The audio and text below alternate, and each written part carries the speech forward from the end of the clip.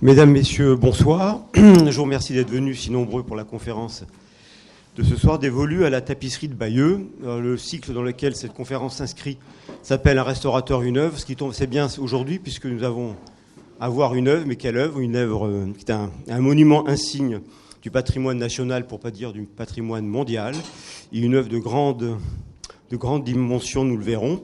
Mais ce n'est pas un restaurateur qui va parler, ce sont deux restauratrices, mais qui vont aussi vous parler du travail de collaboration entre plusieurs restaurateurs de spécialités différentes, avec même aussi d'autres personnes que des restaurateurs comme des scientifiques. Et à quel point c'est important, quand on a restauré une œuvre aussi importante, aussi complexe, de faire intervenir des talents multiples et variés. Donc ce soir, on a la chance d'avoir Madame Talion Bajon-Bouzide et Raphaël Desjans, qui sont deux restauratrices en textile et qui travaillent tous les deux dans le même atelier privé, et qui sont intervenus, qui ont travaillé tous les deux à des moments différents et à présent ensemble sur cette pièce aussi importante du musée de Bayeux. Talia Bajon-Bouzide est diplômée de l'INP, donc l'Institut national du patrimoine, et Raphaël Desjans du Master 1 de l'Université Paris-Sorbonne. Et Talia a pu travailler sur la première étude qui a permis de faire le constat et de commencer à défricher un peu le terrain sur cette pièce majeure, et des conclusions qui ont été tirées ont servi à travailler sur la deuxième étude, là où a pu travailler Raphaël Desjans avec Talia Bajon-Bouzide et puis d'autres restaurateurs. Donc ce soir, elle va vous parler de des études qui donc préparent la restauration qui devrait être faite pour un jour. Voilà. Je leur laisse la parole, merci. Bonsoir. Donc, je vais commencer par vous présenter la tapisserie de Bayeux, faire un petit tour historique, iconographique, technologique, histoire matérielle de l'œuvre, la présentation, et puis on va vous parler des études qu'on a faites. Donc, la tapisserie de Bayeux est en réalité une broderie de laine sur toile de lin, mesurant environ 70 mètres de long, d'un seul tenant, sur environ 70 mètres de hauteur. 70 cm, pardon, de hauteur. 70 mètres sur 70 cm de hauteur. Elle date de la fin du XIe siècle ou du début du XIIe siècle. Elle est principalement une illustration de la conquête de l'Angleterre par Guillaume le Conquérant en 1066.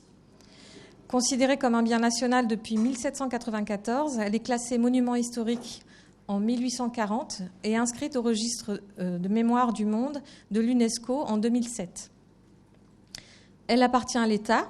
La DRAC Normandie est responsable de sa conservation et de ses éventuelles restaurations.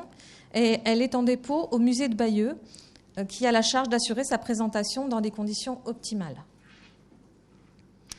La bande centrale, constituée de la toile de lin brodée, est la partie narrative. Elle est composée de 9 morceaux de fine toile de lin écrue, d'une hauteur d'environ 49 cm, cousus ensemble. Différents points de broderie y sont présents, principalement le point de tige, le point de couchure, dit point de Bayeux, et le point de chaînette et le point fendu.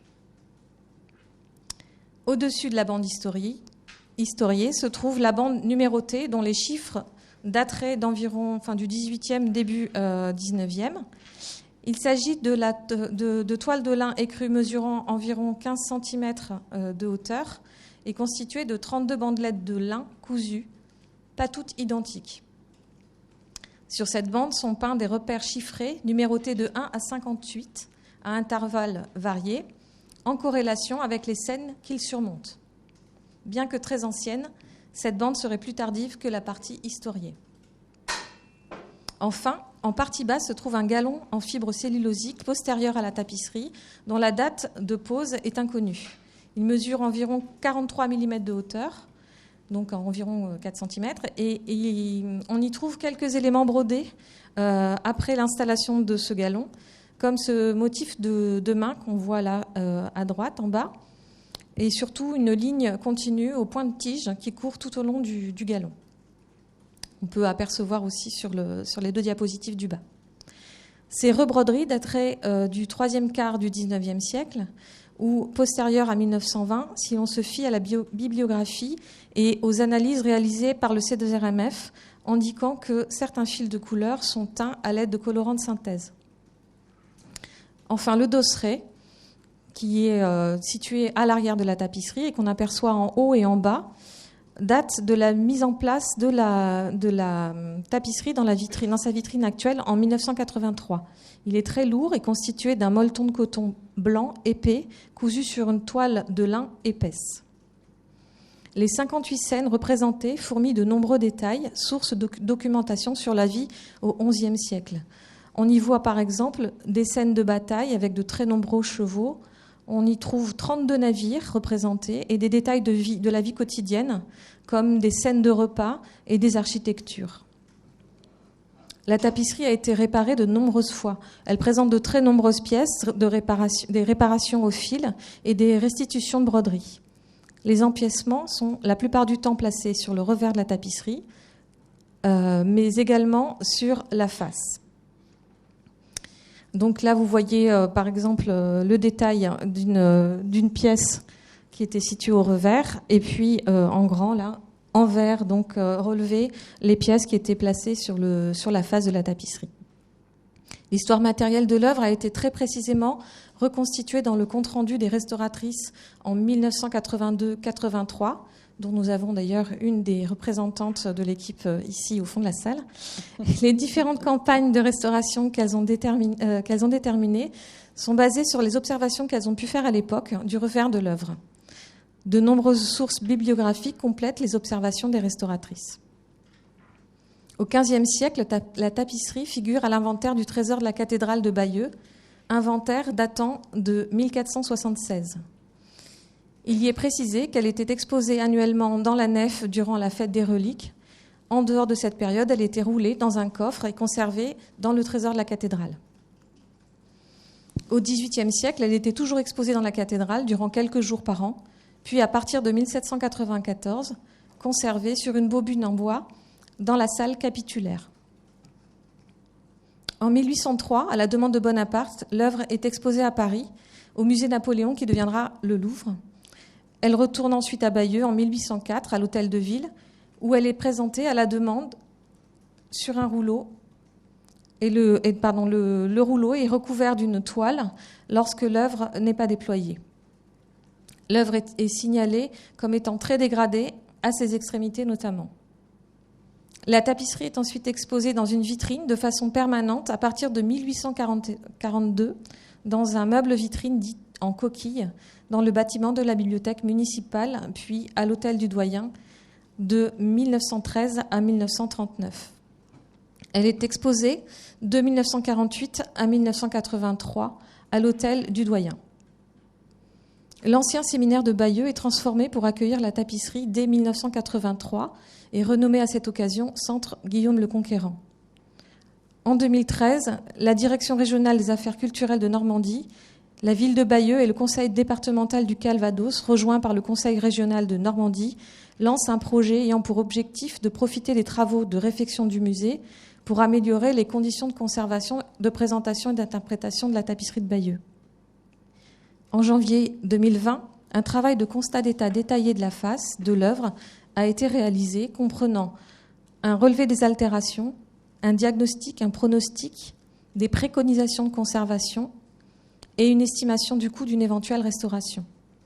Ce constat s'est fait avec l'aide d'un outil documentaire spécifique, le SIDS, Système d'information documentaire spatialisé, mis au point par l'Université de Caen pour faciliter l'étude de l'œuvre et indexer la documentation existante et à venir.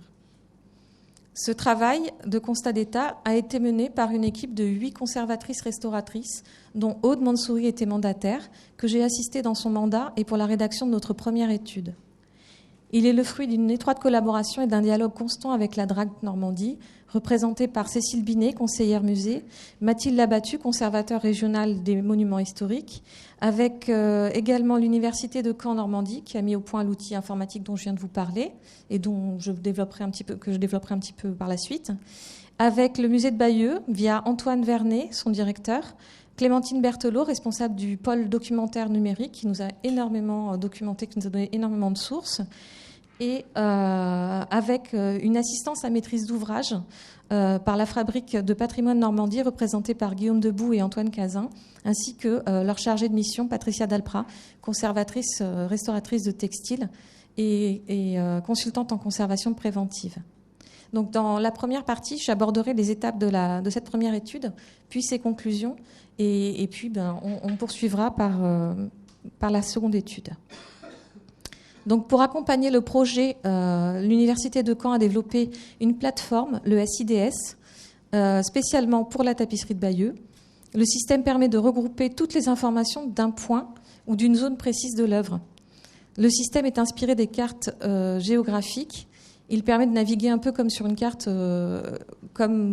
avec des données spatiales référencées comme un GPS de type Google Maps. Donc, ce système exceptionnel a été développé par plusieurs laboratoires de l'Université de Caen, à la fois spécialisés dans les questions techniques et informatiques, mais également dans la gestion de données et documentation.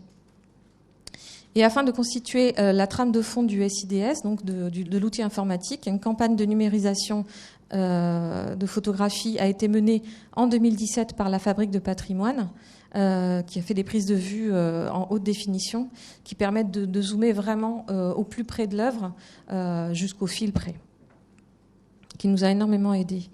Donc, le constat d'état du revers date donc de 1982-83 et a été fait avant la mise en place d'une doublure pour la mise en place de l'œuvre dans sa vitrine actuelle, au moment de l'aménagement du musée. 38 ans après, en utilisant les données du constat d'état précédent, donc de celui de 83, le constat de la face a eu lieu comme phase préalable à toute entreprise de conservation-restauration. Les objectifs de ce constat détaillé étaient à la fois de réaliser le premier constat d'état détaillé de la face, aussi incroyable que ça puisse paraître, aucun constat d'état de la face avait été fait auparavant, produire des données scientifiques concernant l'état de conservation et les besoins de la tapisserie, enrichir les connaissances harmonisées et référencées en utilisant l'outil informatique, le SIDS, faire les premières préconisations en termes de conservation et de restauration et guider les décisions à prendre pour assurer la préservation à long terme de cette œuvre exceptionnelle. Concrètement, notre travail a consisté en un relevé qui a été réalisé à l'aide de tablettes numériques. Chaque dégradation était observée, était tracée sur le relevé et était identifiée à l'aide d'un menu. Ici, un exemple d'annotation, c'est-à-dire de fiches remplies pour une altération et découpées en 4 étapes. Il y avait une étape d'observation, puis de diagnostic, ensuite de pronostic et pour finir, les préconisations que nous avions à faire. La phase d'observation, elle concernait mes collègues et moi avons inspecté centimètre par centimètre de manière très exhaustive la tapisserie, depuis la bande numérotée en partie haute jusqu'au galon inférieur. Chaque dégradation observée a été caractérisée, enregistrée sur l'outil SIDS en la traçant et en remplissant le fameux formulaire dont je viens de vous parler. En cours de relevé, quand on avait un doute sur ce qu'on voyait sur la face, on pouvait s'appuyer sur la base documentaire accessible depuis le SIDS et afficher instantanément et en parallèle du relevé des photographies du revers, des photographies anciennes, des photographies fluorescence UV de la zone qu'on observait. Donc il suffisait de cliquer dans l'encart là, que vous voyez en bas à gauche, simplement dans cette fenêtre, et on pouvait avoir accès à toutes sortes de documents de la zone qu'on observait. La barre de navigation qui se situe tout en bas nous permettait de nous promener en fait tout au long de la tapisserie. Il suffisait de cliquer sur le point qui correspondait à la scène que nous voulions relever et observer. Ici, vous avez un exemple de photo en lumière UV et qu'on avait en accès permanent. Donc après la phase d'observation, on passait à la seconde phase, le diagnostic. Il comporte 3 aspects, le facteur d'origine d'altération observée, la gravité de cette altération et la matière concernée. Si plusieurs facteurs d'origine étaient envisageables, le principal était retenu. Ici, vous avez un exemple de documentation en fluorescence X qui était sur le SIDS et qui montre des choses qui étaient quand même moins perceptibles à l'œil nu. Donc on voyait vaguement une tache, mais là on avait vraiment une confirmation grâce à ces photos. Les phases 3 et 4 concernaient les pronostics et préconisations. En fonction de la zone observée, de nos connaissances et de notre expérience, on indiquait si, selon nous, l'altération risquait de s'accentuer avec le temps, pour anticiper d'éventuels dommages. Dans le cas contraire, on indiquait qu'elle était suffisamment stable pour les 2 scénarios envisagés pour son exposition, c'est-à-dire une présentation à la verticale ou alors sur plan incliné. Les préconisations, enfin, toujours en fonction de ces 2 scénarios, devaient indiquer le degré d'urgence pour intervenir et le type d'intervention à mettre en œuvre quand on constatait donc une dégradation. Le constat d'état a nécessité 17 jours de présence sur place, équivalent à environ 79 jours de travail pour une seule restauratrice. Notre équipe de 8 restauratrices a créé 6583 fiches d'observation, renseignant plus de 68 000 zones d'analyse, soit en moyenne environ 1 millier d'observations dessinées par mètre de tapisserie. Après le temps de relever sur place, nous avons réalisé l'analyse des données recueillies à l'aide de cet outil informatique qui nous a permis de réaliser des statistiques à partir de nos annotations. À gauche, si on ne regarde que la courbe bleue qui représente les surfaces relevées, on peut voir précisément à quel endroit la tapisserie est la plus altérée, quel que soit le type d'altération. Là, on voit qu'au centre, par exemple, les pics sont les plus élevés, ainsi qu'à l'extrémité, c'est-à-dire au tout début de la tapisserie, c'est les parties les plus abîmées. À droite, toutes les altérations relevées sont visibles là, mais par catégorie. On peut voir qu'on a noté beaucoup de taches, par exemple, et de plis, beaucoup de manques et de zones d'usure, en violet, là, sur le mauve et violet. En revanche, très peu d'accros, 5 en bleu, et peu d'altération de la broderie qui nécessite une intervention urgente, 3 en vert. Étant donné la dimension de l'œuvre et le temps limité pour réaliser notre constat d'état, cet outil a été un support indispensable pour le recensement de ces altérations et l'étude de l'œuvre. Sur l'ensemble des altérations relevées, les 68 000 dont je vous parlais, 43 208 occurrences étaient relevées concernant uniquement l'état structurel de la tapisserie. La tapisserie de Bayeux porte les marques de son ancienneté et de l'intérêt qu'elle a toujours suscité. De multiples facteurs accélèrent le vieillissement et la dégradation des matériaux constitutifs. Ici, en lumière rasante, on met en évidence les nombreux plis et embus dus au type de broderie employée, donc à sa technique de fabrication, mais aussi à son mode de présentation à la verticale, sans soutien. Une seule couture horizontale supporte l'ensemble de la broderie. On voit des tensions sur les parties supérieures. Le galon inférieur contraint la broderie. Elle n'est doublée que partiellement par une fine toile du XVIIIe siècle qui ne joue pas son rôle de soutien. Le dosseret, ajouté en 1983, avec lequel elle est suspendue, n'a pas non plus de rôle de soutien. On aperçoit ici des tensions horizontales qui ont créé des ouvertures au niveau des anciennes reprises. D'autres dommages très préoccupants sont la perte de matériaux et les problèmes d'intégrité structurelle.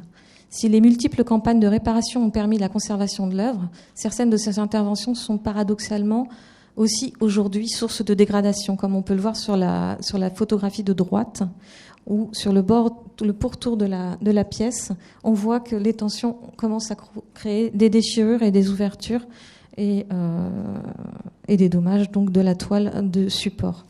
Les tensions dues aux manipulations à l'exposition verticale prolongée ont endommagé cette toile tout au long souvent autour des pièces anciennes. Les fréquentes faiblesses de la toile aboutissent à de nouvelles déchirures ou fentes, principalement au niveau des arêtes des poches et des plis. Les nombreux usages de la tapisserie ont engendré la grande majorité des dégradations. Ces altérations sont en partie liées aux accrochages successifs. Elles sont également dues aux multiples manipulations de l'œuvre, lourde et de très grand format, à ses mauvaises conditions de stockage et aux tentatives de nettoyage qu'elle a subies. Les rebroderies des motifs couvrant la tapisserie, les anciennes interventions de réparation de la toile, ainsi que les dimensions exceptionnelles de cette œuvre donnent l'illusion d'un bon état général de conservation. Or, l'état structurel de la toile, support des broderies, est aujourd'hui très fragile et vraiment préoccupant, ce qui rend toute manipulation extrêmement délicate. Donc, comme vous pouvez le voir, je ne sais pas si vous avez eu l'occasion d'aller voir la tapisserie. Effectivement, quand on tourne autour de cette vitrine, on voit se dérouler toute cette sorte de bande dessinée qui a l'air d'être vraiment dans un état et des couleurs très très vives, dans un état relativement bon. Mais vraiment, si on s'attarde un petit peu plus sur son état structurel, c'est vraiment problématique. Donc, à l'issue de cette étude, nous avons préconisé une campagne de conservation-restauration indispensable pour le futur de la tapisserie, ainsi qu'un nouveau mode de présentation. Je vais laisser la parole à non, j'ai un petit film à vous montrer avant. Donc c'est un petit film rapide qui a été fait au moment de notre constat d'état. Je ne sais pas si ça va fonctionner. Non, j'ai l'impression que ça ne fonctionne pas. Non, c'est dommage, mais c'était pour vous montrer. En fait, je vais vous en parler. En fait, la tapisserie est actuellement dans une vitrine dont on va vous parler et on va vous montrer les plans, qui fait qu'elle ne peut pas être sortie de sa vitrine. Et pour pouvoir avoir accès à la face et faire notre constat d'état, 50 volontaires ont été formés pour pouvoir déplacer la tapisserie sans créer de contraintes. Donc ces 50 volontaires se placent à l'arrière de la tapisserie et à une cadence très très stricte, dictée par le directeur du musée qui compte 1, 2, 3, top. Les 50 volontaires déplacent leurs bras de quelques centimètres et viennent se repositionner dans le bras. C'est comme une chorégraphie, vraiment. C'est très très impressionnant, très beau à voir. Et surtout, ils ne touchent absolument pas la tapisserie et ne touchent que les galets qui permettent la suspension de la tapisserie. Et donc le petit film se finit par notre constat d'état. Mais c'était très rapide et c'était pour vous montrer surtout le déplacement interne de la tapisserie qui était intéressant à voir. Donc Raphaël va vous parler de la suite. Bonsoir. Moi, je vais vous parler donc de la deuxième étude qui a été réalisée à cheval sur 2021 et 2022.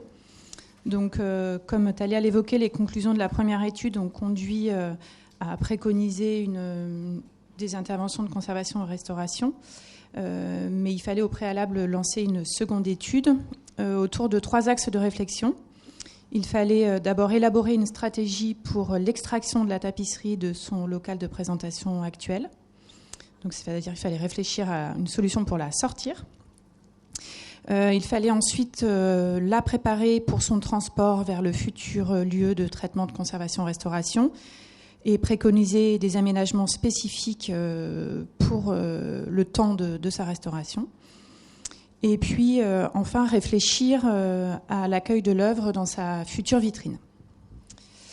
Donc, pour mener cette étude, Talia et moi avons constitué une équipe pluridisciplinaire pour renforcer notre expertise et nous permettre de traiter l'ensemble des aspects de l'étude avec l'aide d'autres spécialistes.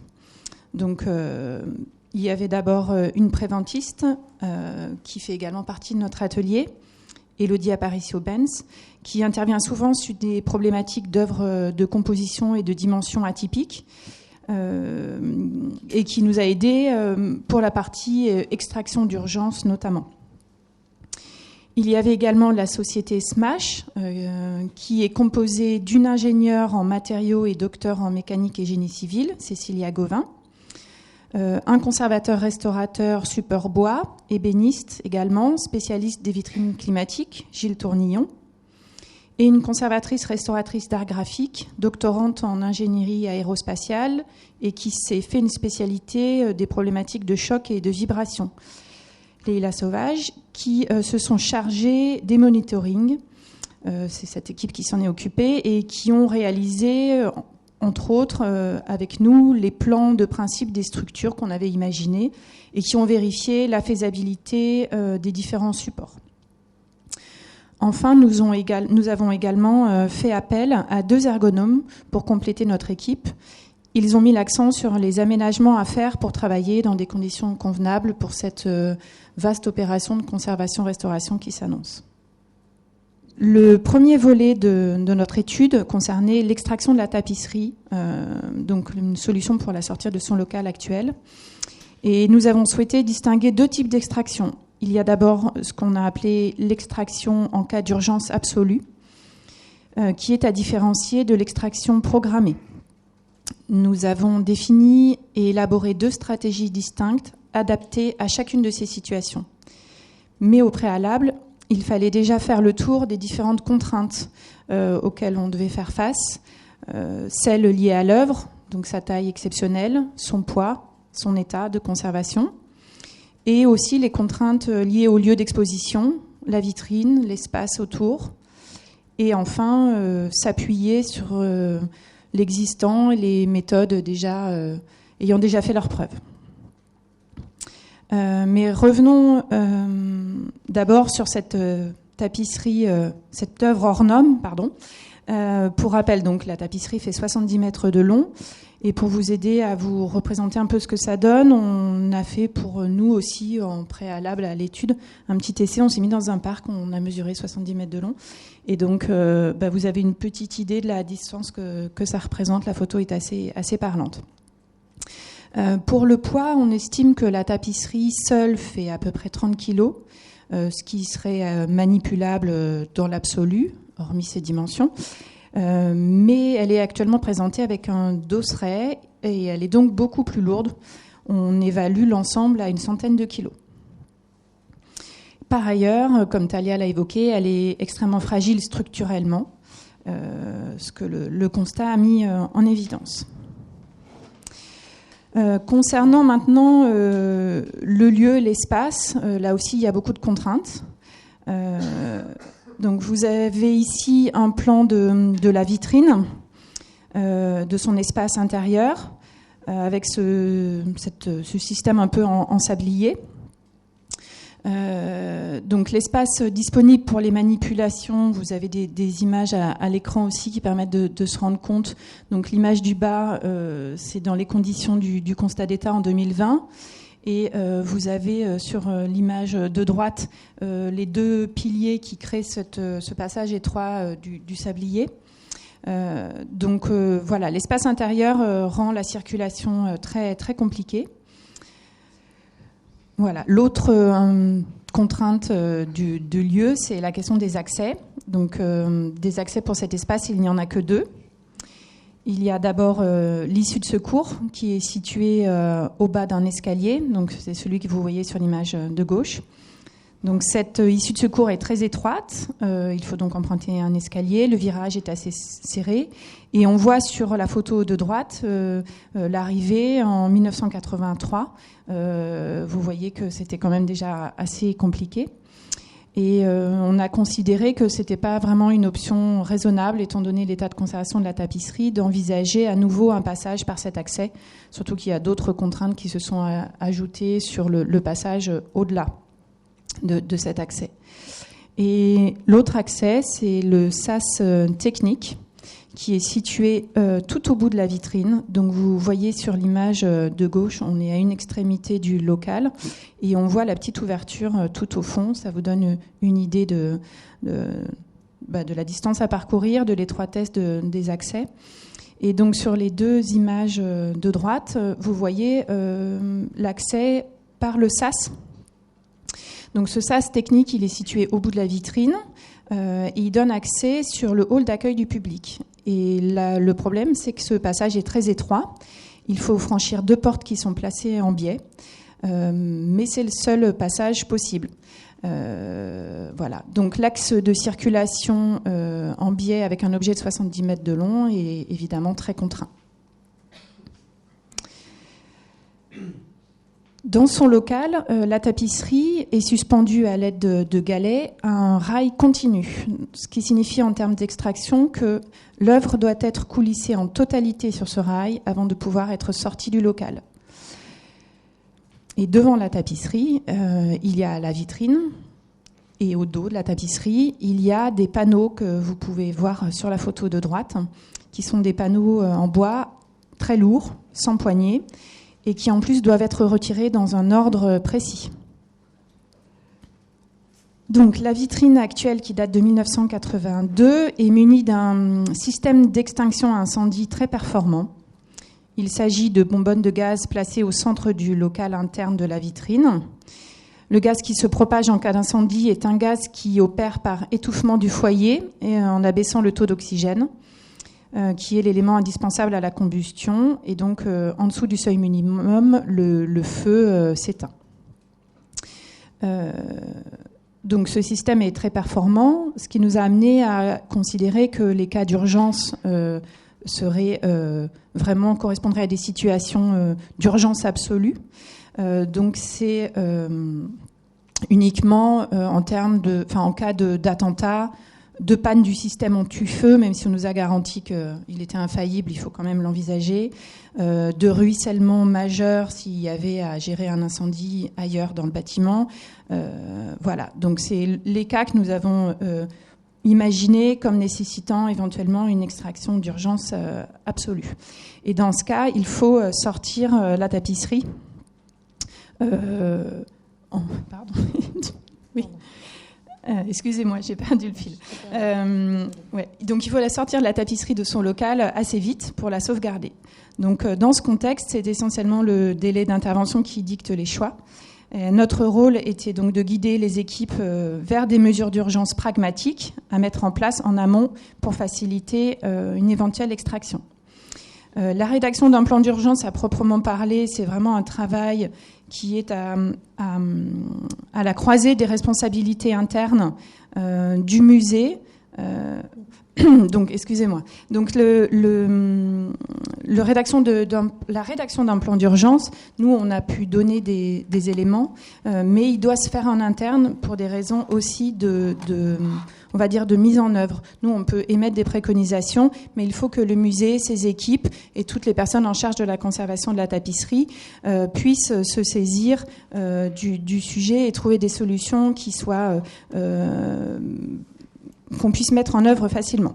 Donc pour ça, on a conseillé au musée, à nos interlocuteurs, de s'appuyer aussi sur des expertises autres, des acteurs spécialisés dans la sauvegarde du patrimoine, comme le GASP, donc le groupe d'aide en cadre sinistre patrimonial, le C2RMF, le Centre de recherche et de restauration des musées de France, ainsi que la Direction générale du patrimoine du ministère de la Culture.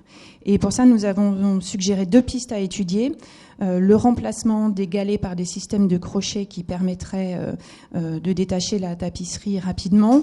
Et l'autre solution, mais à utiliser évidemment uniquement en cas d'urgence absolue, nous le redisons, serait de faire coulisser la tapisserie sur son rail. Mais évidemment, c'est une solution qui n'est pas sans risque pour l'objet, puisque dans ce cas, les manipulateurs sont des pompiers, ce ne sont pas des personnes spécialisées dans la manipulation des textiles anciens.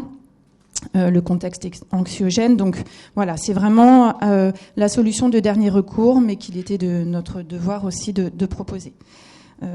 Mais on a surtout préconisé des préparatifs en amont, désigner une chaîne de décision qui soit très claire, alléger le dosseret pour essayer d'avoir un objet qui soit moins lourd, et surtout réfléchir à un système qui permette le retrait des panneaux au revers de la tapisserie de façon beaucoup plus rapide. Voilà. Maintenant, je vais vous parler un peu plus de l'autre cas, l'extraction programmée. Donc, dans le cas d'une extraction programmée, l'opération est prévue bien en amont, et cette anticipation permet, contrairement à une extraction d'urgence, de prévoir les besoins humains, matériels, pour réaliser l'opération. Dans ce cas, ce sont principalement les exigences de conservation qui ont été prises en compte pour la conception d'une stratégie. Et on s'est appuyé pour cela sur des données qui ont été recueillies à la fois lors du constat d'état et lors de monitoring que je vais vous présenter un petit peu plus loin. Concrètement, l'état de conservation de la tapisserie à l'heure actuelle impose de limiter les manipulations, d'éviter toute tension et de permettre une vigilance constante sur cette question des tensions, de veiller à la qualification des personnels en les formant au préalable et de privilégier toute méthode qui minimise les risques encourus. Pour toutes ces raisons, un certain nombre de solutions ont été écartées d'emblée. Évidemment, une pièce qui fait 70 mètres de long, la solution envisagée communément, c'est de la rouler. Vous avez ici des exemples de conditionnement avec la tapisserie roulée à l'horizontale. Ce type de solution, on les a écartées parce que, selon nous, la tapisserie est actuellement trop fragile pour supporter l'écrasement que cela engendrerait dans les parties centrales. Voilà. Elle est actuellement aussi suspendue à la verticale, ce qui signifierait un changement d'axe pour cette solution qui est assez complexe à mettre en œuvre. Donc vous avez ici des exemples avec un enroulement vertical. Cela a été tenté en 1913, donc c'est l'image de gauche. L'avantage, c'est qu'on n'a pas ce problème d'écrasement au centre.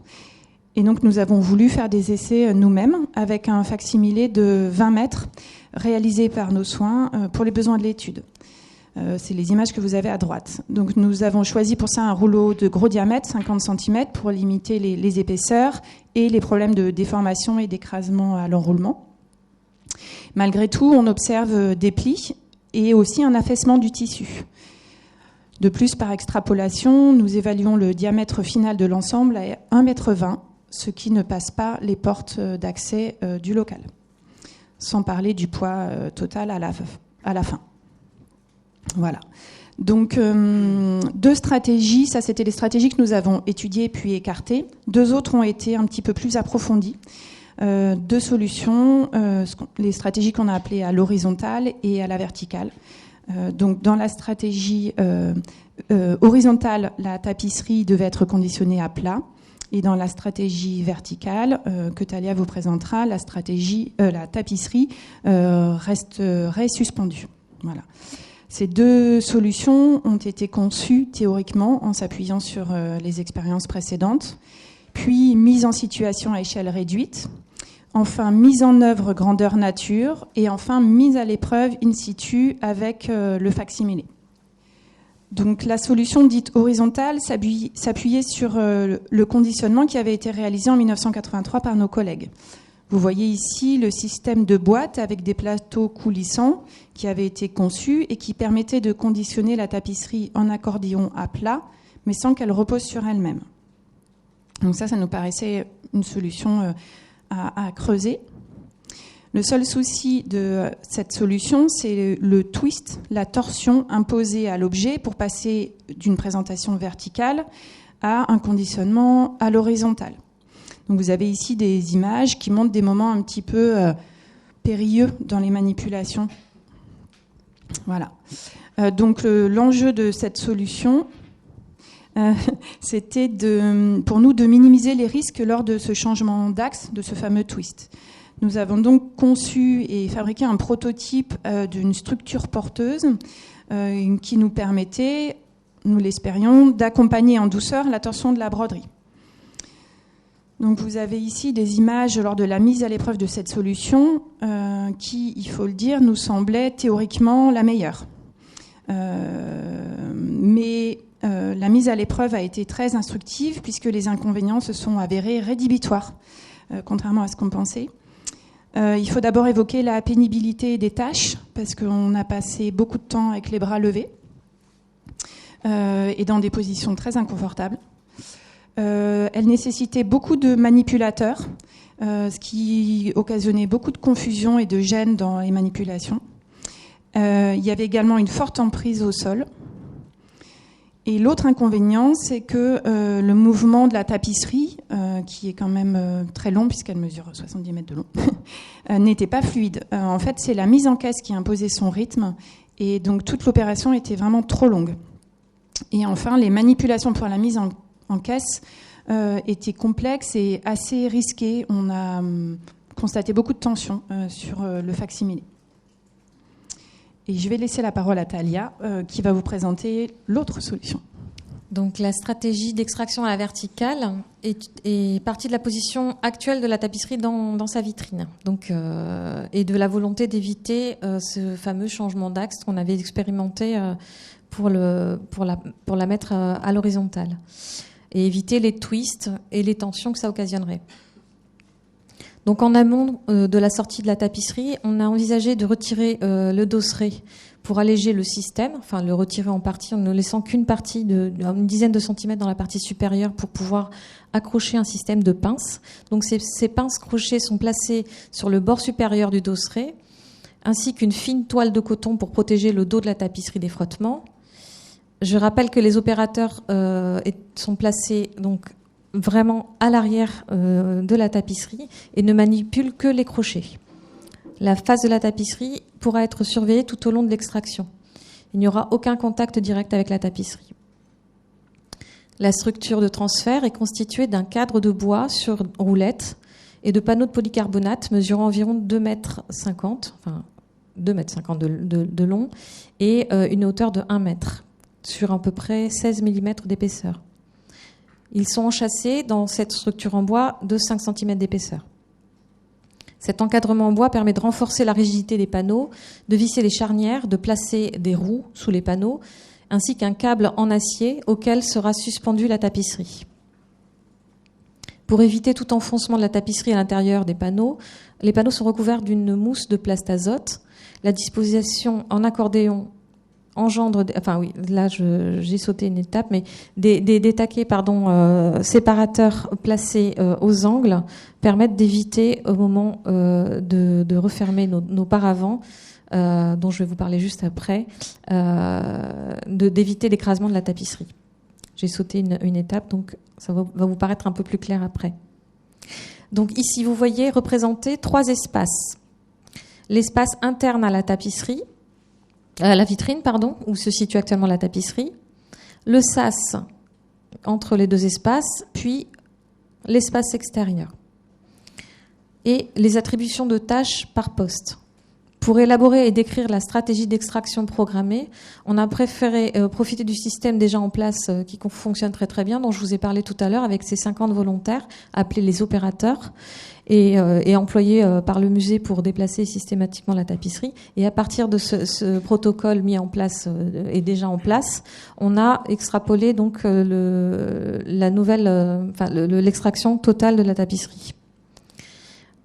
Donc vous voyez par exemple là, je vais passer rapidement, mais en jaune vous avez les fameux 50 volontaires, en vert ce qu'on appelle les vigies, ce qui est actuellement appelé les vigies, ce sont les personnes qui se placent devant la tapisserie à distance, mais qui surveillent le moindre mouvement, la moindre tension et qui font arrêter l'extraction, donc le déplacement.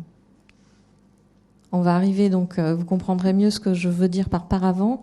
Donc sur le plan du haut, vous voyez l'emplacement donc de la vitrine actuelle dont je viens vous parler, le passage vers l'espace externe où se situera la mise en tapisserie sur son support de transfert.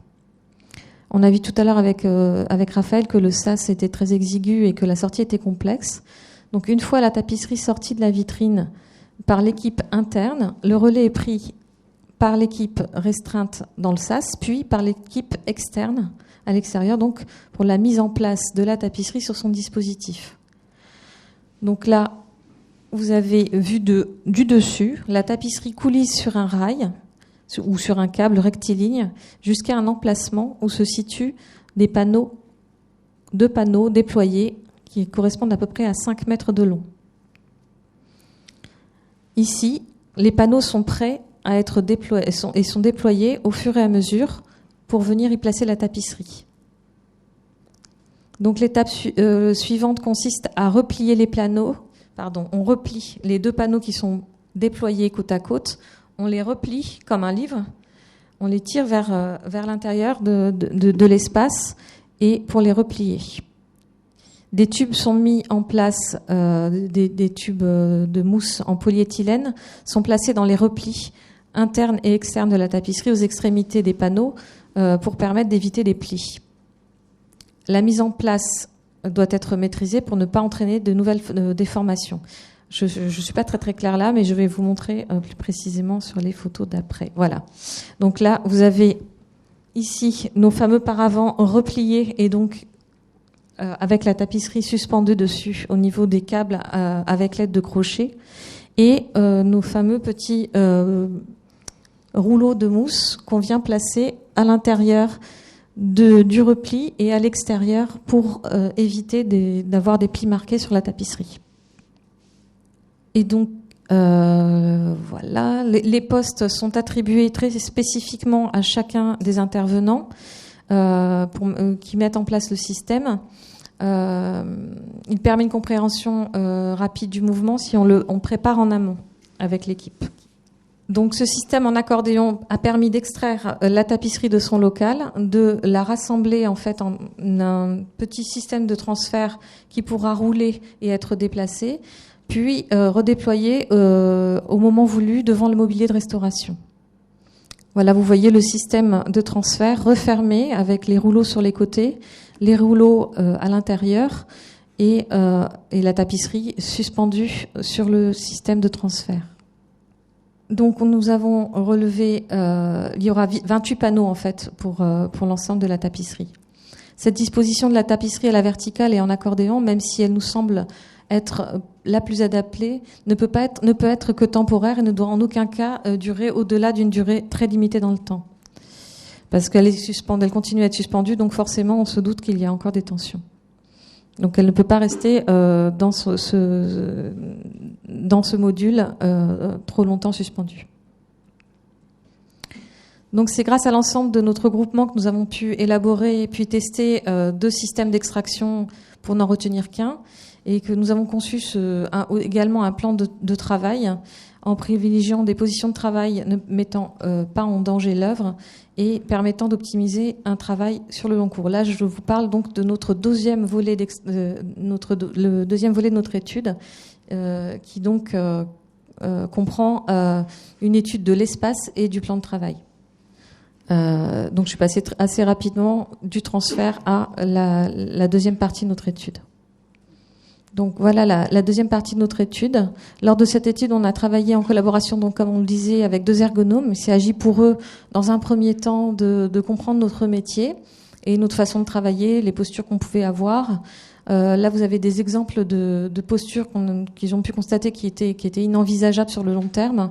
Donc, devoir passer sous un plan de travail pour pouvoir placer des pièces, travailler par-dessus des rouleaux avec des gestes un petit peu... des positions un peu tordues, travailler dans des positions très inconfortables, comme par exemple là sur un pont suspendu au-dessus d'une œuvre.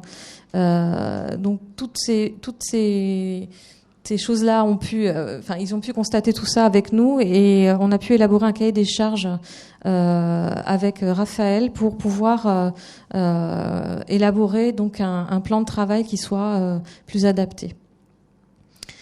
On voulait pouvoir accéder aux 2 côtés de la tapisserie pour travailler en parallèle sans avoir à manipuler la tapisserie. On voulait également avoir accès au revers de la tapisserie pour pouvoir retirer le restant du dosseret, la doublure du 18e, alléger les tensions en cas de contrainte due à certains empiècements et placer les futures pièces de restauration et réaliser le doublage final. Donc, on s'est posé la question de comment changer la tapisserie de face sans l'endommager. 2 pistes ont été creusées concernant les dimensions du plan de travail pour pouvoir en étudier les avantages et les inconvénients. Comme on l'a vu tout à l'heure avec Raphaël, notre premier réflexe est de proposer de rouler un textile pour en faciliter les manipulations. On a donc, dans un premier temps, réfléchi à ce système. Donc on a creusé la piste du plan de travail en carrousel, mais comme la tapisserie est très longue et très lourde et donc très fragile, on a également travaillé sur un autre type de plan de travail à plat de la longueur de la tapisserie et de sa largeur. On va vous exposer nos 2 pistes de réflexion et nos conclusions concernant ces plans de travail. Donc, de nombreuses solutions ont déjà été trouvées, proposées pour stocker et étudier la tapisserie. Ici, un exemple de dessin d'un système vu de haut et sur le côté, composé de 2 bobines et d'une table à tréteaux. L'idée est intéressante, bien qu'on devine des risques de tension, notamment au moment de l'enroulement, comme vous pouvez le voir. Comment retourner la tapisserie pour pouvoir travailler sur le revers et placer des pièces, par exemple, avec des énormes rouleaux comme ça et une table à tréteaux au milieu. Des risques de twist, des risques de déformation peuvent être occasionnés à ce moment-là. Et comment travailler à plusieurs pour tenir des délais sur un plan de travail de seulement quelques mètres. L'idée d'enroulement a été reprise par la Fabrique de Patrimoine dans ses simulations. Sur ces dessins, on devine les dimensions nécessaires et plus réalistes des rouleaux et la disposition de la tapisserie sur un carrousel d'environ 35 mètres de long. Donc la tapisserie ferait le tour complet de ce carrousel. Notre équipe au complet s'est penchée sur l'option proposée par la fabrique et Cécilia Gauvin a conçu les plans pour un système plus réaliste inspiré de l'industrie papetière en tenant compte de nos besoins et de nos préconisations. Donc nos besoins, c'était un accès aux deux faces, une hauteur de travail suffisante pour pouvoir travailler sans se cogner à la structure. Les préconisations qu'on avait, c'était prendre en compte la fragilité de la tapisserie et donc un dispositif d'enroulement maîtrisé. Donc avec une motorisation spécifique. Et en prenant tout en compte, nous sommes arrivés aux conclusions que la structure allait être extrêmement haute et complexe, qu'elle nécessiterait un espace de 2 étages. L'avantage, évidemment, c'est que le travail occupe une surface au sol moindre, de 35 mètres de long, mais une mise en place et une machinerie très complexe, extrêmement coûteuse, avec des risques de panne et beaucoup de complications. Donc on a envisagé une autre solution, un plan de travail de la longueur de la tapisserie, conscient de la complexité d'un tel projet. La faisabilité technique du système envisagé a été validée par l'ingénieur de notre équipe. Donc les dimensions générales du plan de travail sont de 71 mètres de long et d'une largeur de 1 mètre. Il permettait une mise à plat sans tension ni écrasement, contrairement aux dispositifs sur rouleau, et le retournement de l'œuvre à l'aide de poulies.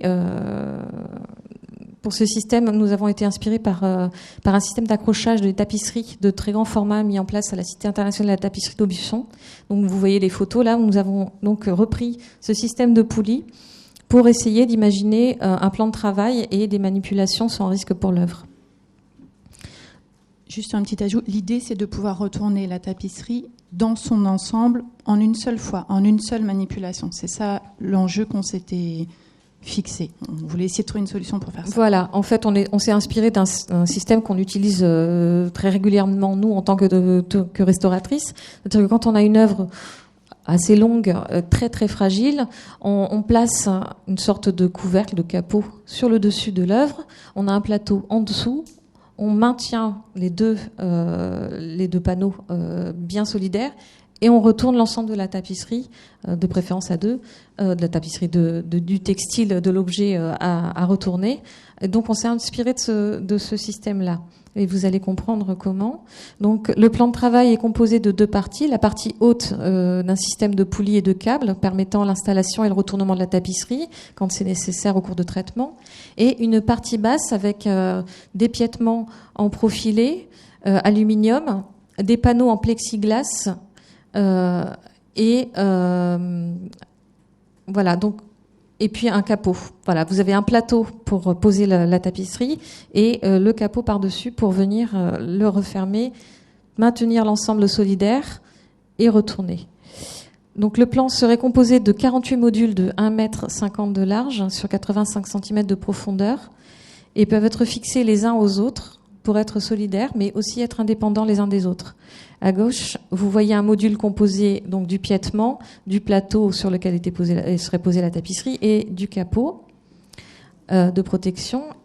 À droite, les capots peuvent être retirés individuellement pour pouvoir faciliter le travail de part et d'autre du plan de travail. Les capots et les panneaux peuvent être donc solidarisés et coulissés ensemble pour permettre le retournement de la tapisserie grâce aux poulies et aux câbles fixés au plafond. Pour procéder à la mise en place de la tapisserie sur le plan de travail, les paravents donc, viennent, tels qu'on les a vus tout à l'heure, sont déployés à l'arrière du plan de travail, le long de ce plan de travail. La barre de suspension placée au-dessus du plan de travail descend jusqu'au paravent, puis la tapisserie est accrochée à la barre. L'ensemble est remonté au-dessus de la table et les paravents peuvent être retirés. La barre de suspension est abaissée tout en prenant le taille-vec ou la toile placée à l'arrière de la tapisserie pour ne pas la toucher directement. Et la tapisserie est placée sur le plan de travail. Les câbles remontent la barre de suspension. Cette solution présente l'intérêt de limiter considérablement les manipulations directes de la tapisserie, puisqu'elle n'est pas touchée au moment des mouvements. Et grâce à ce système de plan de travail, la broderie pourrait être facilement protégée de la lumière, de la poussière, des accidents de toutes sortes sur les zones où le travail n'a pas lieu. Et donc ça permettrait de limiter les risques. Enfin, ce système permet un accès de l'ensemble de l'œuvre pour toute la durée du traitement de restauration, en toute sécurité. En cas de besoin, un grand nombre de personnes peuvent travailler en parallèle, et puis la tapisserie est visible par des chercheurs, historiens qui aimeraient voir, comme elle serait immobilisée pendant presque 2 ans, le fait qu'elle soit d'un seul tenant comme ça, au travers de capots, elle serait observable. Je laisse à nouveau la parole à Raphaël pour la suite. Voilà, donc moi je vais vous parler maintenant, maintenant qu'on a vu le mobilier spécial sur lequel on s'est penché, les besoins en termes d'espace autour de ce mobilier. Donc le premier besoin, c'est d'accueillir ce meuble et la tapisserie, mais il faut aussi de la place pour la circulation autour du plan de travail, pour quand tous les restaurateurs sont à l'ouvrage, pour permettre les manipulations. Il faut également prévoir des espaces pour accueillir tout ce qui tourne autour de la restauration, à la fois les autres opérations, le stockage, la préparation des matériaux, l'accueil des conservateurs-restaurateurs, puisqu'il faudra une grosse équipe pour faire ce travail, les réunions, la médiation, la recherche, l'étude, et tout ce qui est technique aussi, climatisation, surveillance, personnel, etc. Donc pour la restauration de l'œuvre, qui a été évaluée à peu près 18 mois de travail avec une grosse équipe, il va falloir plusieurs espaces dédiés, chacun à des opérations ou des fonctions différentes. Il y aura d'abord le laboratoire autour duquel tout est pensé. C'est là que la tapisserie sera restaurée et elle n'en bougera pas. Je ne rentrerai pas dans le détail, mais disons que tous les aspects du travail ont été aussi étudiés avec les ergonomes, tous les mobiliers pensés en conséquence. Mais à côté de ce laboratoire, il y aura aussi besoin donc d'une salle de réserve, d'une salle humide pour la préparation du tissu, les décatissages, les teintures, une salle de réunion, je l'évoquais, vestiaire, sanitaire, office, des locaux pour la sécurité.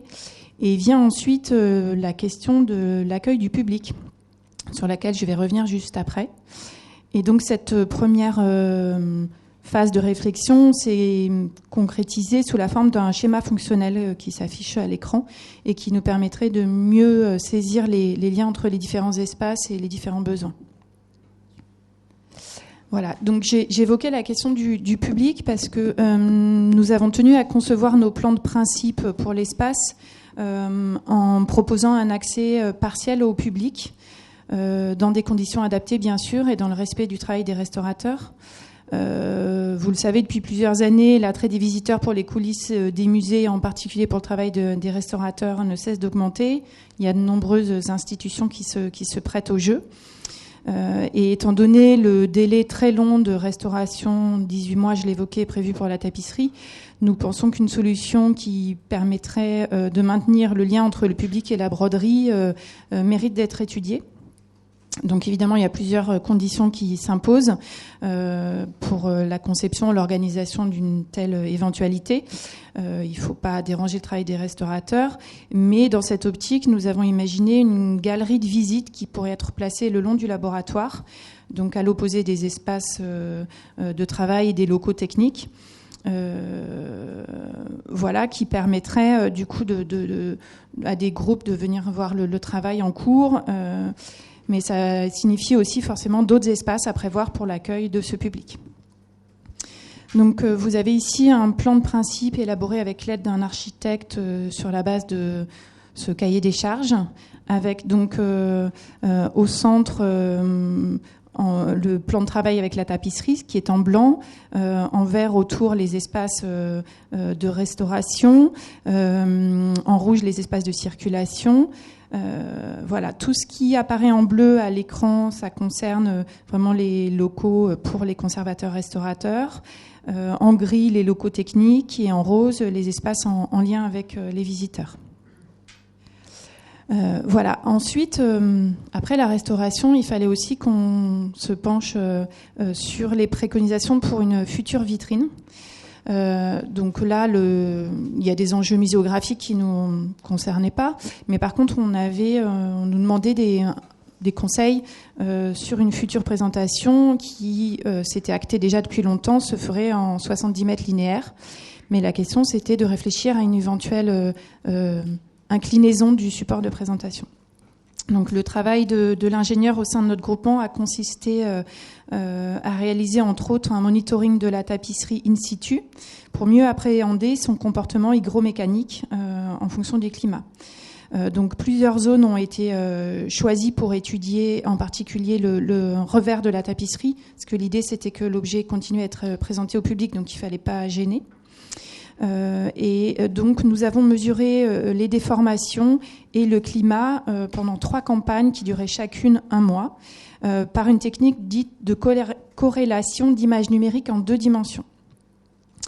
Il ressort de ce monitoring que la tapisserie est assez réactive au choc climatique, que cela pourrait entraîner des dommages futurs si ça devait se répéter souvent avec le phénomène de fatigue que Talia a évoqué tout à l'heure. Mais à contrario, l'œuvre se comporte plutôt bien. On observe assez peu de déformations si les variations sont lentes et saisonnières. Et donc, de ce point de vue, nous allons dans le même sens que ce que les dernières recherches en conservation préventive ont pu mettre en avant, c'est-à-dire que nous préconisons une régulation climatique assez souple, c'est-à-dire avec des variations limitées sur des temps courts, mais on pourrait tolérer des variations un petit peu plus importantes si elles s'expriment sur des temps un peu plus longs. Voilà. Ensuite, il y avait la question, donc je l'évoquais, d'une possible inclinaison du futur plan de présentation. Donc Talia et moi avons effectué des recherches pour différents types de matériaux et différentes inclinaisons pour essayer de sélectionner des revêtements qui pourraient être intéressants à tester ensuite par monitoring. Donc nous avons fait plusieurs tests d'inclinaison avec un petit facsimilé. Vous avez des images à l'écran.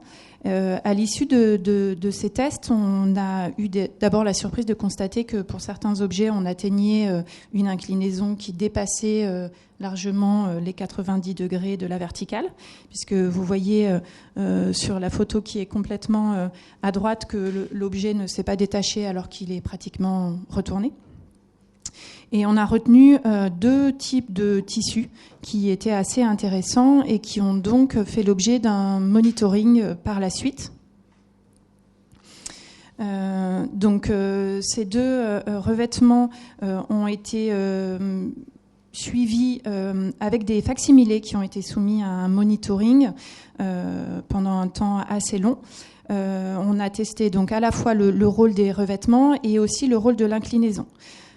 On voulait donc voir à quel point c'était impactant et si éventuellement les choses se corrélaient également.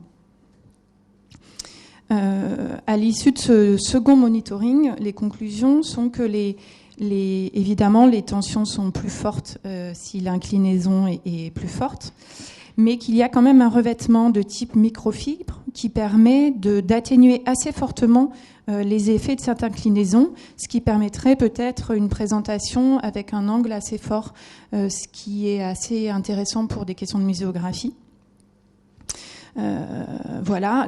L'autre revêtement, à l'inverse, a été exclu puisqu'il avait un comportement un peu difficile à prédire. Voilà. Par moments, il retenait bien l'objet et à d'autres moments, il le lâchait. Donc évidemment, ce n'est pas des choses observables à l'œil nu, mais disons que ça... Voilà, c'est problématique, donc on l'a retiré de notre sélection. Et je vais laisser Talia finir, on est vraiment sur les dernières dias. Voilà. Oui, l'étude... oui, donc là, on a une toute dernière partie concernant le transport de l'œuvre. Notre étude a permis d'exposer des modalités théoriques pour un déplacement vers un futur local de restauration et de stockage durant quelques semaines. Donc, vous avez vu le support de transfert prévu pour l'extraction à la verticale, et que cette solution, comme je vous le disais, ne permettait pas d'être conservée sur le long terme et encore moins pour un transport à bord d'un véhicule vers un lieu de restauration, tout simplement parce qu'on a des risques de choc et de vibrations lors d'un transport qui risque d'endommager l'œuvre. Donc je vais pas rentrer dans le détail parce que sinon on va complètement dépasser le temps. Mais voilà, nous avons étudié toutes ces problématiques de choc et de vibrations sur une œuvre. Et les contraintes également qui peuvent apparaître sur la structure dues au positionnement sur le support.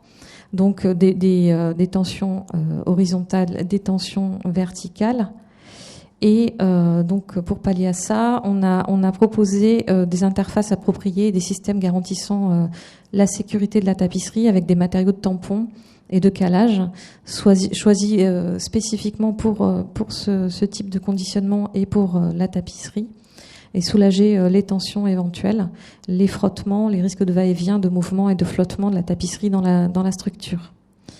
Donc la tapisserie, notre ingénieur a élaboré un système pour pouvoir faire basculer une fois la tapisserie sur son support de transfert, le faire basculer à l'horizontale pour pouvoir le placer dans une boîte de transport qui, avec les calages adéquats, pourrait permettre d'être transporté jusqu'à son local de restauration et de nouveau dans le sens inverse jusqu'à la salle d'exposition au retour de restauration. Donc je ne rentre pas là dans le détail de ce système de transport, mais il a été également creusé par notre équipe et pour pouvoir proposer des solutions. Donc le constat de la phase, la tapisserie et les études qui ont suivi ont été l'occasion d'avoir de nombreux échanges très très enrichissants avec des spécialistes de disciplines très très variées. Sans cet effort de compréhension de nos différents univers, et une telle étude n'aurait pas pu être complète et intéressante. La diversité de nos points de vue a rendu les solutions proposées plus réalistes, universelles et on pense pragmatiques, nous l'espérons en tout cas, faciles à mettre en œuvre, et y compris par d'autres personnes que nous. Voilà. Si vous avez des questions.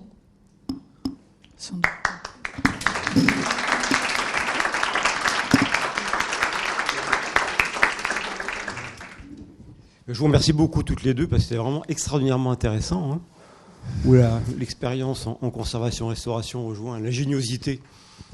Et on voit bien comment la conservation préventive est essentielle dans tout cela avant d'aborder la restauration. Alors, est-ce que vous avez des questions à poser à nos deux intervenantes ? Alors effectivement, c'est évoqué, et ça l'a été en fait en 2018 par Emmanuel Macron, mais c'était avant Brexit. Depuis, il y a eu beaucoup de choses qui se sont passées dans les deux sens, aussi bien positivement que négativement dans les relations avec l'Angleterre. Mais nous, notre étude a vraiment consisté à rester autour de la tapisserie, et toutes ces questions diplomatiques, en tout cas, nous concernaient un petit peu moins. Voilà. Donc on n'en sait pas plus. À qui appartient la décision ? À qui va appartenir la décision de lancer tout le processus de restauration ? Alors notre étude, en fait, on a été convoqué au ministère de la Culture, on est allé présenter notre étude, expliquer les contraintes et les risques encourus pour un transport éventuel de la tapisserie. Tout le monde est bien conscient qu'elle est extrêmement fragile et que c'est vraiment pas une très bonne idée de la faire voyager dans l'état actuel, en tout cas. Donc voilà, en état actuel des choses, c'est très compliqué. Après restauration, ce sera à réétudier et à voir, parce qu'elle reste de toute façon très fragile. Et puis c'est une œuvre exceptionnelle. S'il arrivait quoi que ce soit lors d'un transport, ce serait vraiment très dommageable. Voilà, tous les arguments ont été apportés au ministère. À eux de prendre la décision, voire même pas forcément à eux. C'est plutôt au-dessus que ça se passe. La restauration, elle se passera à quel endroit si elle se fait ? Là encore, c'est une question qui n'a pas du tout été. On n'a pas encore de. Il va y avoir un appel d'offres en fait. Toutes les équipes intéressées pourront y participer, et l'étude des offres donnera le travail à l'équipe. Mais a priori, le travail se ferait à Bayeux, même pour éviter le transport de la tapisserie dans l'état actuel, quoi. Mais ce qu'il y a, c'est que tout ça, c'est très long. Au préalable, il faut déjà réfléchir au nouveau musée, trouver un local où la restauration pourrait se faire. Et donc tout ça, c'est à l'échelle de plusieurs années. Donc on le savait. Là, il y a eu un appel d'offres pour choisir le cabinet d'architecte du futur musée. Il a été attribué il n'y a pas si longtemps. Donc voilà. Là, Les choses commencent, mais c'est très long. Ouais. Tout à fait. En fait, l'idée était d'exposer la tapisserie d'un seul tenant pour des raisons de conservation, pour améliorer ses conditions de conservation. Et de là, on a découlé l'idée de créer un nouveau musée parce qu'ils voyaient bien qu'il n'y avait pas d'espace possible à l'intérieur du musée actuel. Et donc, le constat d'état aussi a eu lieu donc en 2020. Et donc tout a été en fait, tout découle. Voilà, la restauration peut se faire au moment des travaux, par exemple, puisque de toute façon, il y aura des travaux, donc elle ne sera pas visible. Donc à ce moment-là, il sera possible d'intervenir. Parce que qui dit temps de restauration de 2 ans, temps de travaux 2 ans, si on les fait l'un après l'autre, ça fait 4 ans sans visibilité. Et pour la ville comme pour l'État, c'est compliqué. Donc profiter du temps des travaux du bâtiment pour pouvoir faire la restauration.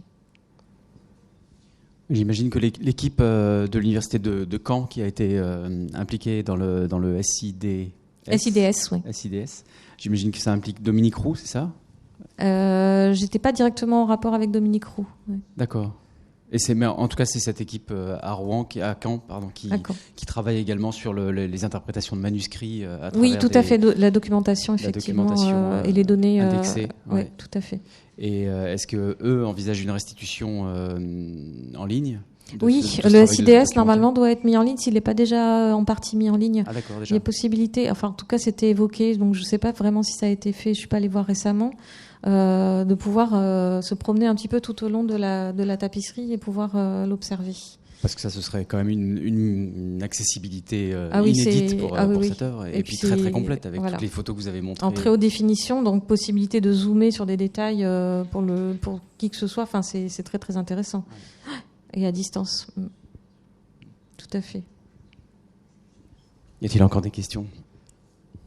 Quel a été l'événement déclencheur qui a permis de dire qu'il fallait absolument restaurer ? Je pense que mes collègues déjà dans les années 80 avaient alerté sur l'état de la tapisserie, mais tout a été très très long et voilà. Le constat de 2020 a vraiment été éclairant. D'autant plus, mais le fait que le nouveau musée allait exister et allait voir le jour, ça a permis aussi d'avancer un peu plus vite. Puis vous ne l'avez pas évoqué, mais on ne va pas rentrer dans les détails, mais enfin tout ça, à toutes les complexités techniques que vous avez exposées, s'ajoutent également des complexités institutionnelles et interinstitutionnelles. C'est pas le lieu de rentrer dans ce détail-là, mais oui, tout à fait. Il y a aussi tout un contexte, un environnement. Tout au long de l'étude, effectivement, on avait ce besoin cette neutralité à garder parce que on avait un avis à rendre, mais évidemment aussi bien la DRAC que le musée qui avait des intérêts différents.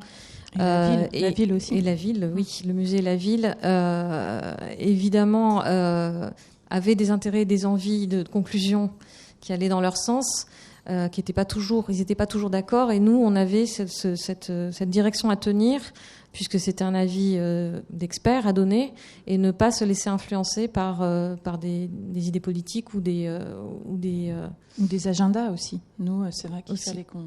On avait un temps très restreint pour ces études, et puis dans des conditions, c'était en pleine pandémie, donc pas forcément évidentes, mais voilà, on a essayé de rester le plus neutre possible pour aller à nos conclusions et faire des propositions plus objectives possibles.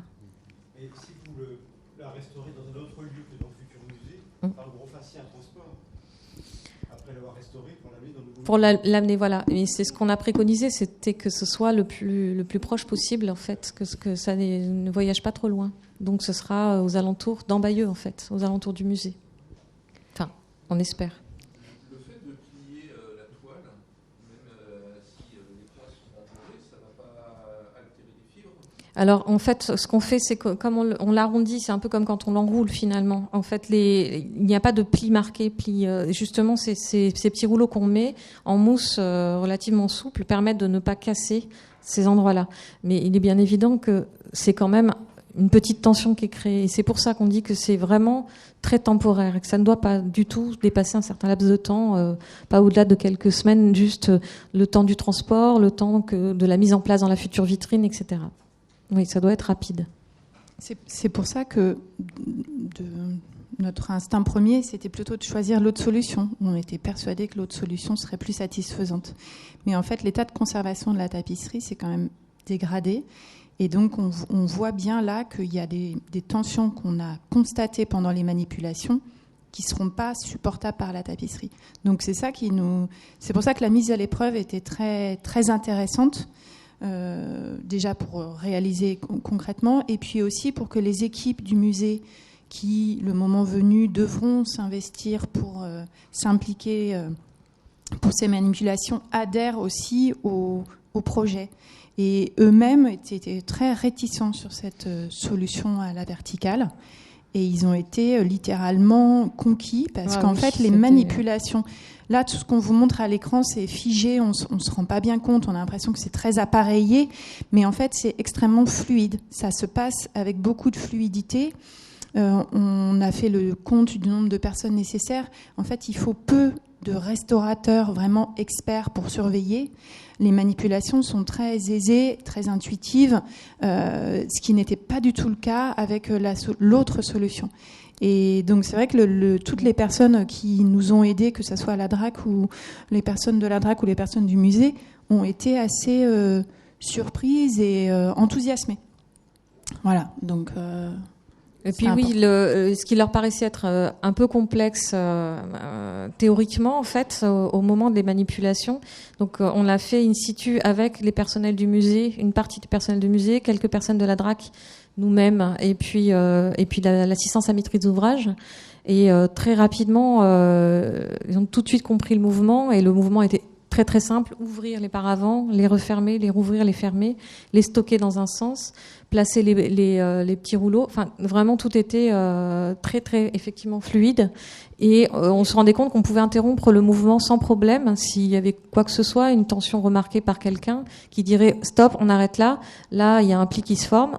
On arrête tout, alors qu'avec l'autre solution, en fait, on se retrouvait avec les bras en l'air, enfin, c'était pas possible d'arrêter. Il fallait continuer.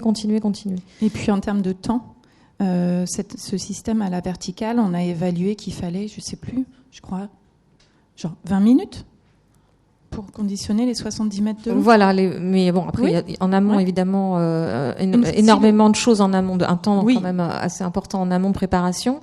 Et puis ensuite, il y a la fin, mais la sortie de la vitrine et la mise en place sur transfert, on l'a évalué à peu près à ça. Parce que nos 20 mètres nous ont permis, enfin, on a vu avec nos 20 mètres très rapidement que tout était en place.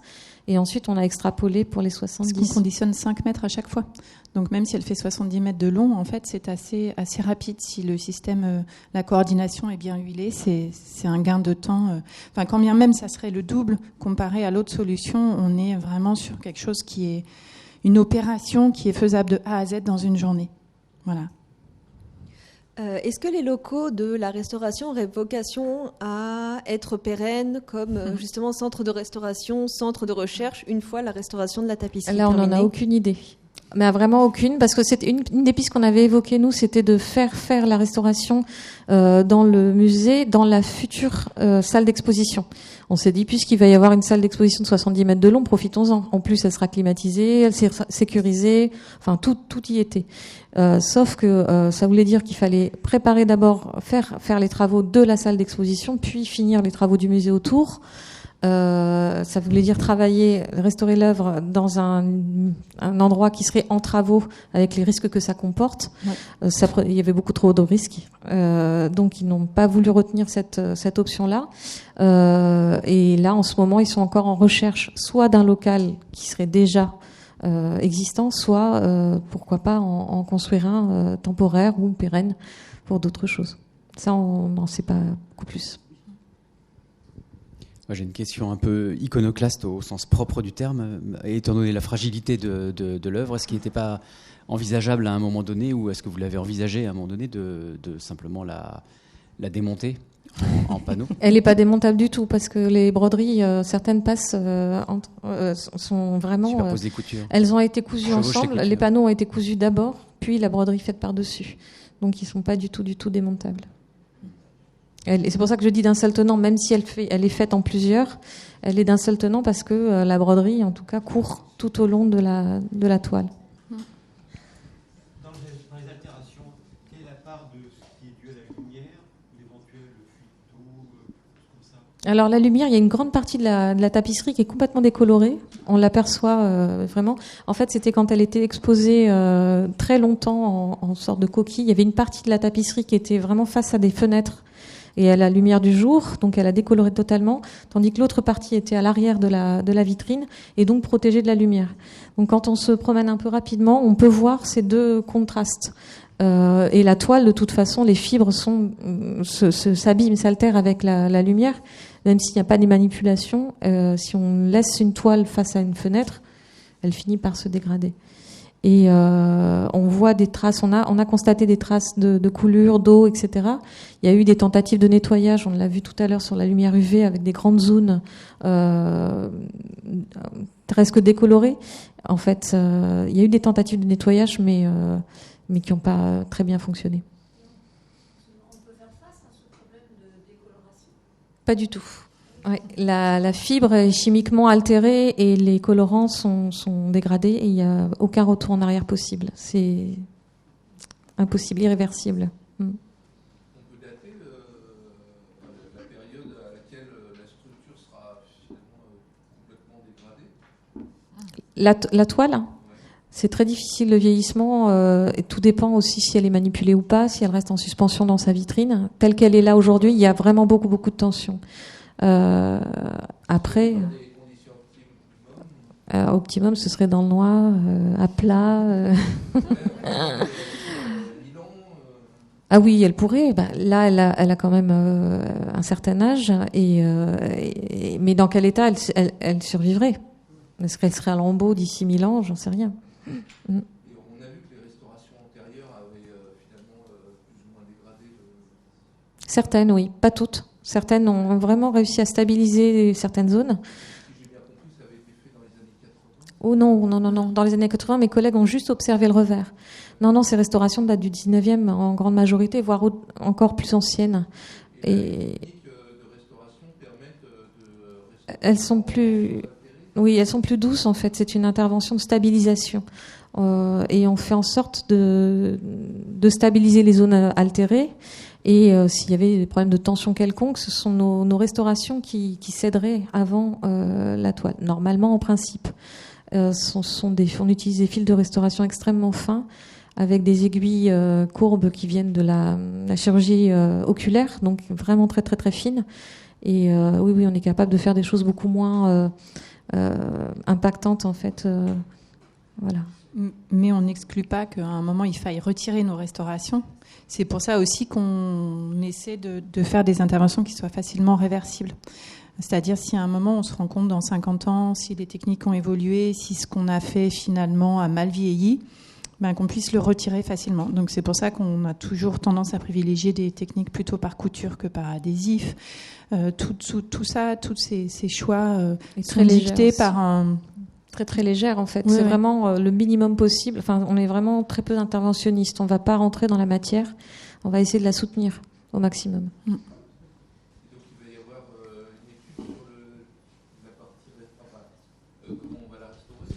En fait, les restaurations sont assez classiques.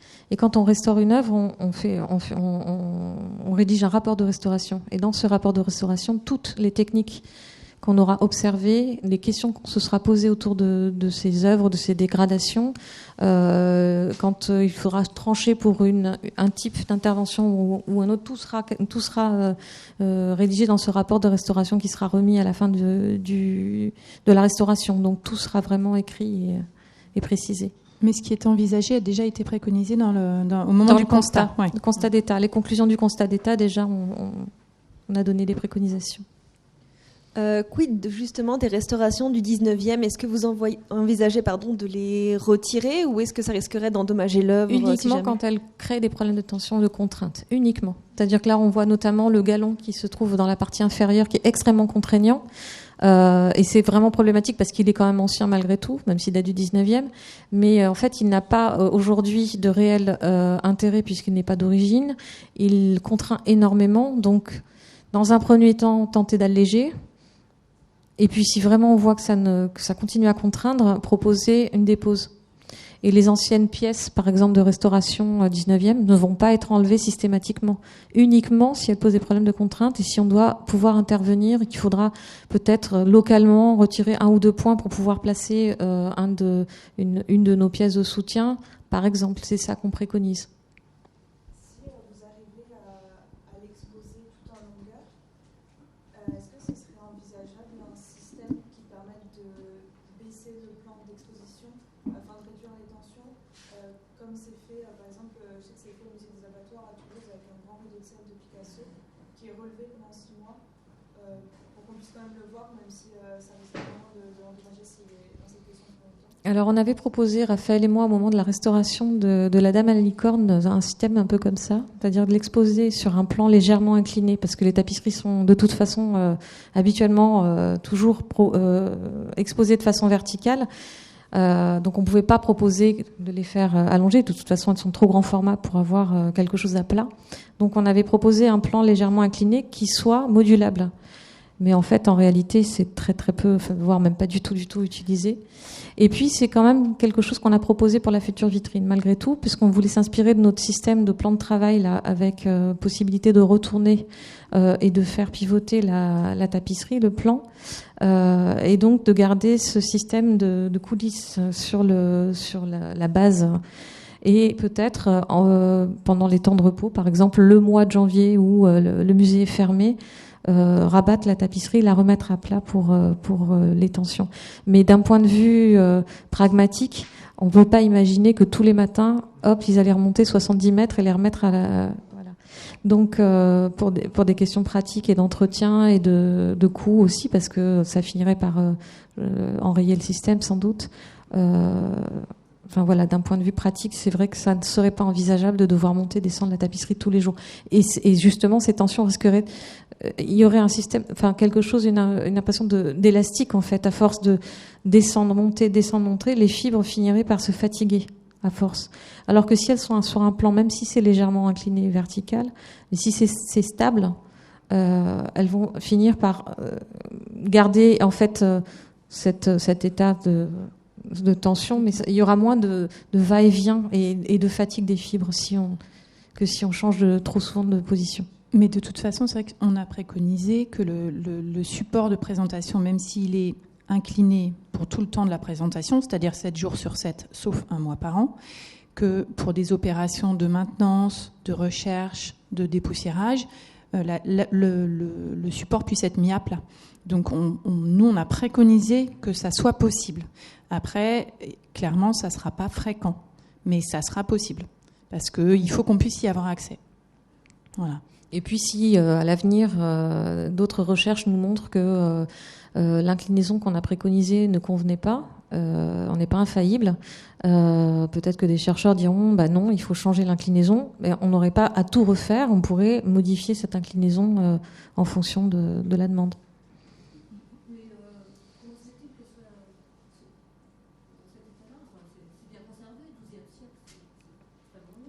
Elle était longtemps conservée dans le trésor de la cathédrale, donc ça l'a.